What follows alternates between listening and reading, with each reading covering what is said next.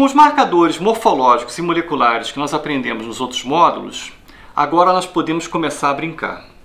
Podemos calcular frequências genotípicas, frequências alélicas, heterozigosidade, equilíbrio de Hardy-Weinberg. Vocês ficaram assustados com esse monte de nomes que vocês não conhecem, um monte de palavrão, né? Mas não se preocupem, isso aí vai ser dado ao longo de várias aulas. Na aula de hoje, nós vamos discriminar microevolução de macroevolução e falar em frequências gênicas, sua variância e como calculá-las. Bom, eu vou começar perguntando para vocês, qual é a diferença entre micro e macroevolução? Vocês já sabem, né? Quando aparecer esse sinal de pause, é para você pausar o vídeo e tentar responder em voz alta. As pessoas vão achar que você é maluco, mas tudo bem. Então, qual a diferença entre micro e macroevolução?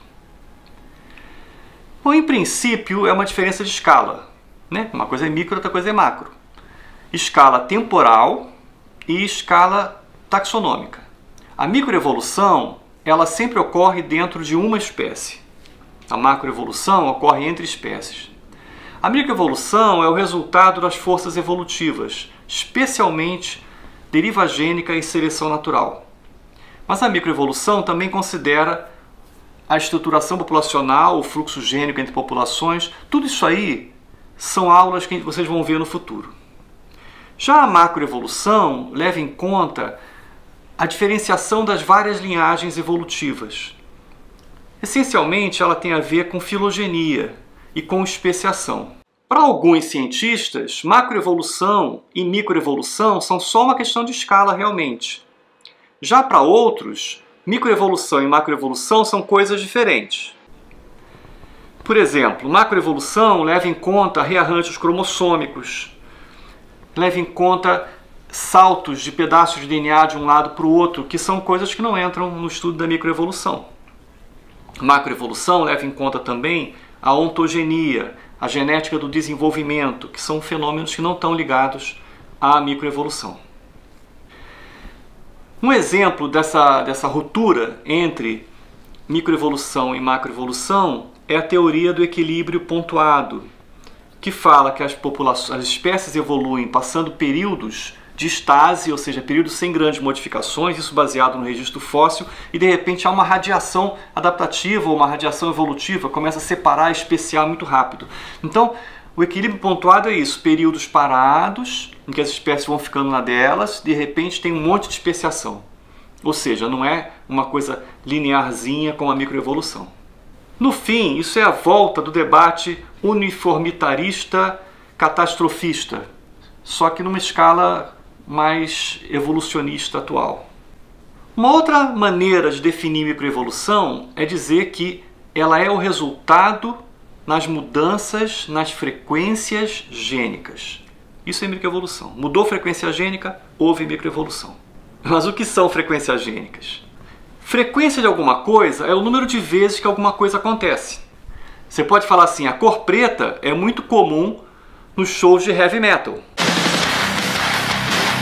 Então, a frequência de um alelo é o número de vezes que esse alelo ocorre na população.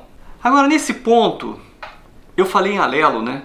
É bom relembrar o que é alelo e o que é loco. Muita gente faz confusão com isso. Mesmo depois de estudar genética, acaba confundindo. Loco significa, do latim, significa local. Então, loco é a posição no cromossomo de um dado gene ou de uma dada sequência de DNA. Aquilo ali é o loco.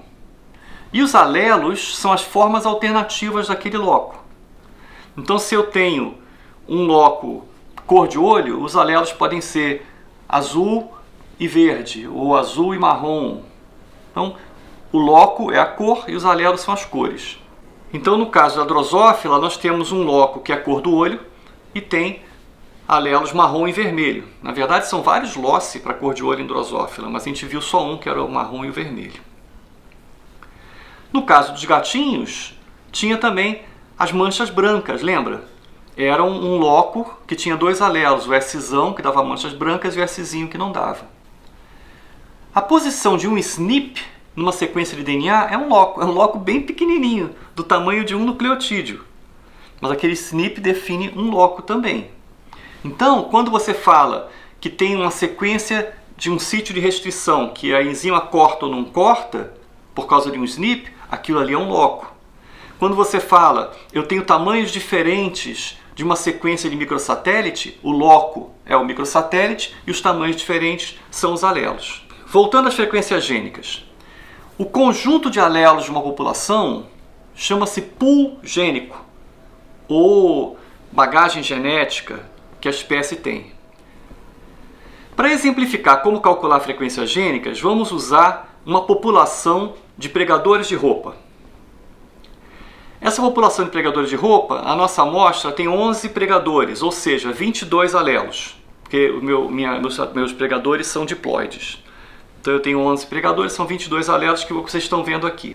Eu tenho um loco chamado cor do pregador, que tem 3 alelos, branco, azul e rosa. Eu posso calcular a frequência de cada um dos alelos, contando quantos tem no total da população e dividindo por 22. Então aqui está meu pool genético, e eu estou separando os alelos de acordo com a cor, para facilitar a contagem. Então eu vou separando eles, e aí no fim, vocês vão ver quantos tem de cada. Aí está, eu tenho 11 rosas, 6 brancos e 5 azuis. Dividindo por 22, eu sei a frequência de cada um. Só que eu mostrei para vocês os alelos. Mas normalmente eu não vejo os alelos, eu não vejo o pool gênico, eu vejo os indivíduos. Então agora os organismos, os cromossomos pregadores estão aos pares, né, como seriam os organismos, e eu estou separando eles de acordo com cada genótipo. Então ele ser rosa-rosa é um genótipo, o alelo é rosa, e 2 rosas é um genótipo, o rosa-azul, o branco-azul, cada coisa dessas é um genótipo. Então conforme eu vou separando, eu vou contando quanto tem de cada um. Então, nesse caso, eu tenho o genótipo rosa-rosa, com 3 indivíduos, o genótipo rosa-azul, com 3 indivíduos, o rosa-branco, com 2, o branco-azul, com 2 e o branco-branco, com 1. Notem que eu podia ter também o azul-azul, só que não apareceu nenhum na minha população porque ela é muito pequena. Como é que eu calculo as frequências alélicas a partir dessas frequências genotípicas? Como cada homozigoto tem 2 cópias do alelo, eu tenho que fazer é multiplicar cada homozigoto por 2, com aquele alelo, e o heterozigoto eu coloco um para um alelo e outro para o outro. Então se eu tenho um homozigoto rosa-rosa, eu conto 2 vezes o rosa. Já se ele é um heterozigoto rosa-azul, eu conto uma vez para o rosa e uma vez para o azul. Então a frequência do rosa vai ser 2 vezes 3, porque tinha 2 homozigotos rosa, mais 3, porque tinha 3 heterozigotos rosa com azul, mais 2, que são os 2 heterozigotos rosa com branco, isso tudo somado, e eu divido por 22, que é 2 vezes o número de indivíduos que eu tinha, que eram 11. Então, se você olha esses valores que eu calculei, vocês vão ver que são iguaizinhos os que eu havia calculado quando eu tinha pego os alelos do pool. Só que, normalmente, como eu disse, a gente não sabe os alelos do pool, a gente sabe os indivíduos e os genótipos deles. Então, pronto. Já aprenderam como calcular frequências alélicas. Uma coisa importante de saber em relação às frequências alélicas é que elas têm uma distribuição estatística binomial. Em biologia, a gente frequentemente trabalha com distribuição normal. Mas no caso das frequências alélicas, a distribuição é binomial. E é binomial por quê? Porque eu sempre posso ter 2 estados. Então, por exemplo, o alelo pode ser rosa ou não rosa. Pode ser azul ou não azul, branco ou não branco. Então sempre eu posso ter 2 estados. Isso é muito importante porque a variância da distribuição binomial vai ser também uma força evolutiva no fim, que é a força da deriva gênica que vocês vão ver num outro módulo. Para ajudar a imaginar, pensa assim, digamos que eu diga para vocês que 50% da população torcedora de futebol do Rio de Janeiro torce para o Flamengo. Se 50% torce para o Flamengo, como tem distribuição binomial, eu posso fazer 2 grupos, torce para o Flamengo e não torce para o Flamengo. Claro que não torce para o Flamengo inclui Botafogo, Vasco, Fluminense. Mas são sempre 2 grupos. No caso do Flamengo, de fato, tem Flamengo e não Flamengo. Então, pensando de forma binomial, eu posso chamar a proporção de torcedores do Flamengo de P e a proporção de torcedores não Flamengo, 1 menos P, que é igual a Q. Então essa é a notação que a gente usa na distribuição binomial. P é a frequência do fato que eu estou estudando e Q é 1 menos P. Então, por exemplo, se a frequência do alelo S da cor do gato for 0,6, o alelo Szinho vai ter frequência o quê?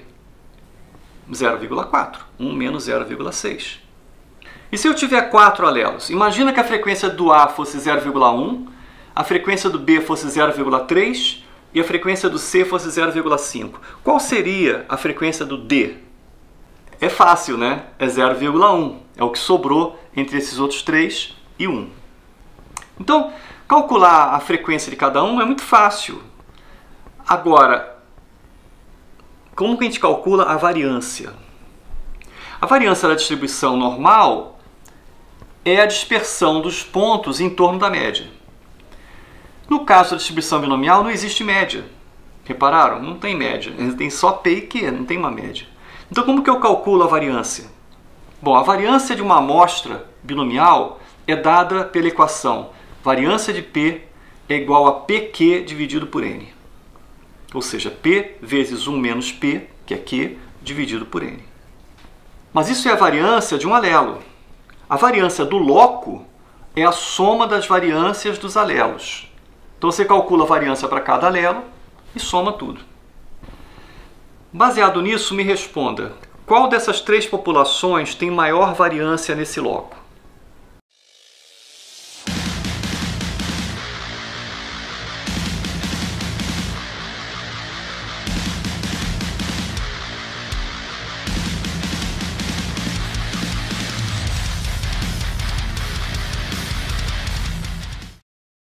Como vocês podem ver, a variância foi maior quando as frequências gênicas eram iguais.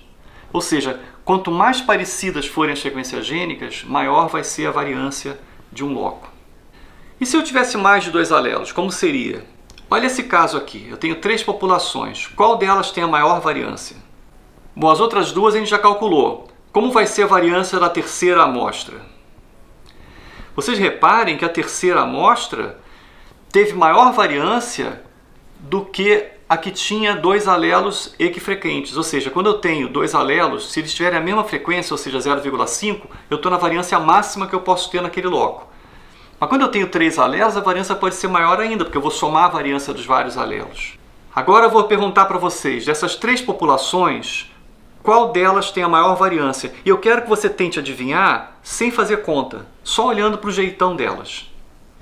Calculando, a gente vê que é a terceira que tem maior variância. Mas nem precisava fazer, porque a terceira é aquela que tem 3 valores de alelos iguais, de frequência igual. Lembra que eu falei? Sempre que as frequências forem iguais, a variância vai ser maior. E nesse outro caso, qual delas tem a maior variância? Tente responder sem fazer conta. Essa é fácil, né? Porque N, que é o tamanho amostral, está no denominador. Então aquela que tiver o menor tamanho amostral vai ter a maior variância. E isso é muito importante porque, não sei se vocês já ouviram falar, as populações pequenas perdem variabilidade gênica com o tempo. Esse é um dos problemas em conservação, a população pequena perde. Por que ela perde? Por causa desse N aí.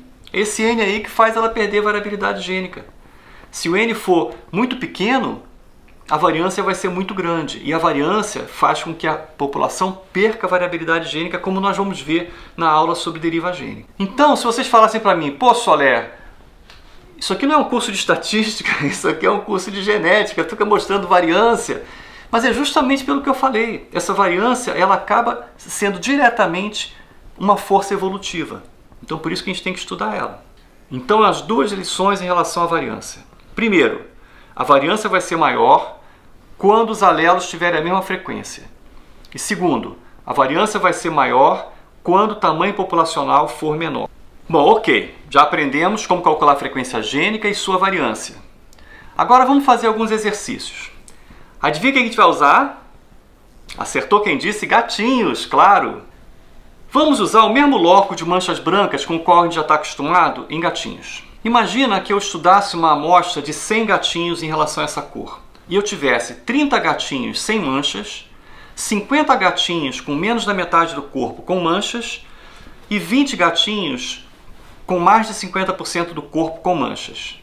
Qual é a frequência dos genes S e S? Como vimos, a frequência é o número de ocorrências de um evento dividido pelo total. Então vocês têm que contar o número de vezes que o alelo S apareceu, lembrando que os homozigotos vão ter 2 S e os heterozigotos vão ter só um S, dividido pelo total, que é 200, né? São 100 gatinhos, então são 200 alelos. Agora um exemplo molecular. Essas bandas são amplificações de um intron do hormônio de crescimento da garopa. Cada alelo, nesse caso, dá 2 bandas. Aqui tem um pedaço amplificado do gel para vocês verem como que é o que seria o alelo A e o alelo B. Quais são as frequências genotípicas? É só contar quantos indivíduos são AA, quantos são AB e quantos são BB. E as frequências gênicas? Bom, agora que eu já tenho as genotípicas, é muito fácil calcular as frequências gênicas. Lembra? É 2 vezes a frequência dos homozigotos, mais 1 vez a frequência dos heterozigotos, dividido pelo total. Estimar frequências gênicas é sempre o primeiro passo em qualquer trabalho de genética de populações. Espero que vocês não tenham ficado muito assustados, porque tinha muita formulinha, mas era tudo álgebra, não tinha nada demais, né? Vai ter mais matemática ao longo do nosso curso, porque genética de populações tem muita matemática. Mas eu vou procurar sempre fazer isso de forma bem tranquila, com muita calma, para que não tenha nenhum problema. Meu conselho: veja o vídeo de novo, parando quando eu falo para parar, façam os cálculos no papel, não sejam passivos, sejam ativos no seu aprendizado. Eu sei que tem um monte de outras coisas para vocês fazerem, mas é a melhor maneira de vocês aprenderem realmente é vocês fazendo cada exercício e depois comparando com a resposta que eu dou. No próximo módulo, nós vamos falar sobre Hardy e Weinberg. Vocês sabem quem foram eles? Talvez já tenham ouvido falar, mas vamos falar bastante sobre eles. Tem até um filmezinho sobre o Hardy. Então até lá. Se vocês gostaram desse vídeo, dá um joinha, clica no gostei ou faça comentários. Eu adoro quando o pessoal faz comentários nos vídeos e eu sempre respondo. Então, até o próximo módulo. Tchau!